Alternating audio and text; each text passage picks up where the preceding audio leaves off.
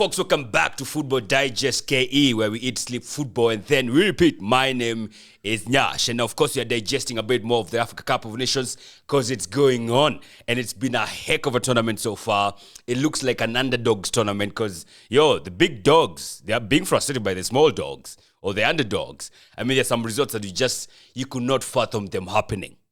I swear down. All right, so let's look at some of the games that were played between Monday and Tuesday. Monday, we had Senegal versus Gambia. Of course, you know the Lions of Teranga. They are the defending champions. They have a plethora of talent. They are well-balanced in the midfield, in attack, in defense. I was not surprised that they won that game. I was maybe surprised that they won it 3-0 because the Gambia is not a pushover. The Scorpions are really good.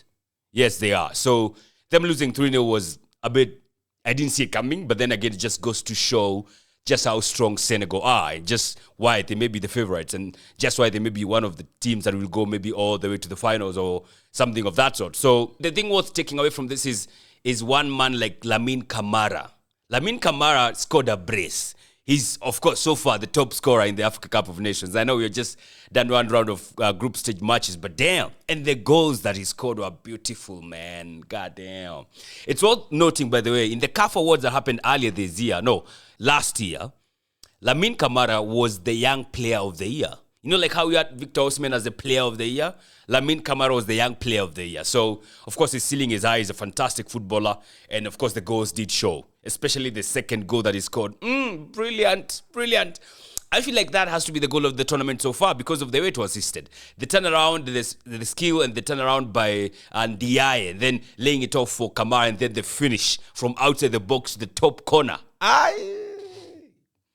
Gold. Fantastic goal. So, yeah, Senegal, of course, they won that game 3-0. And that game I saw was being played at Konan Bani Stadium. The other game after that, of course, was Cameroon versus Guinea. It was going to be interesting.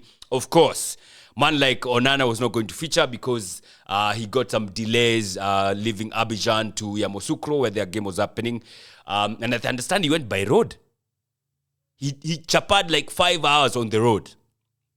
Yeah, moving from Abidjan to Yamoussoukro. So there was no way he was going to start. He did not even feature in the match day squad. And he seemed a bit, there were clips doing round of him and El Hadji Diouf, and he was looking like he's a bit devastated that he's not even in the match day squad. But what did he expect?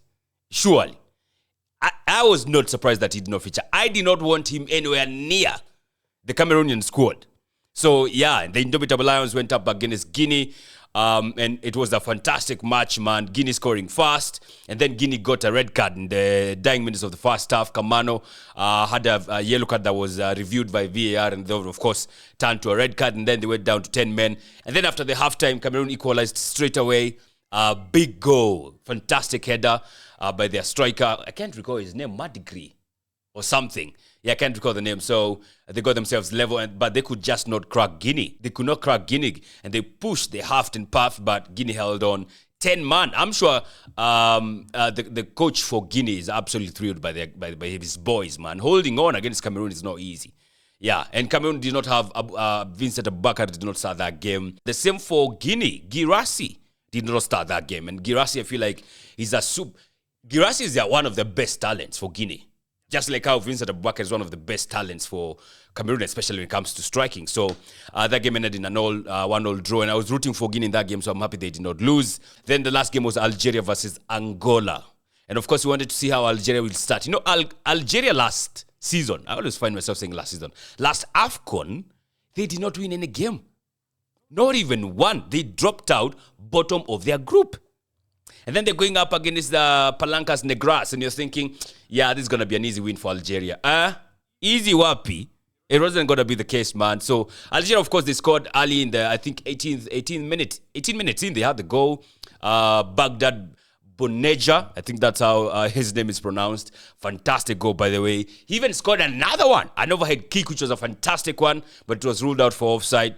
So it remained 1-0, and then Mabululu equalized for Angola, I think the 65th minute in the second half, and that was just about that. Yeah? And he had actually missed the penalty, so he had to tap in the rebound that came in from the penalty kick. So 1-1 draw was the result between Algeria and Angola. No one, absolutely no one saw that one coming. Then we had on Tuesday, yesterday, and if you think you are shocked by Algeria-Angola on Monday, you had no idea what was coming on Tuesday.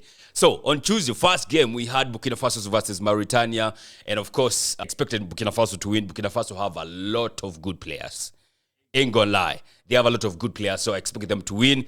But yeah, they found the going a bit hard, to be honest. They struggled cracking up Mauritania. And it's not until Bertrand Traore came on that they seem like they have some more potent now attacking-wise. They can actually now crack Mauritania. And they had to wait for a 90th minute penalty, I think.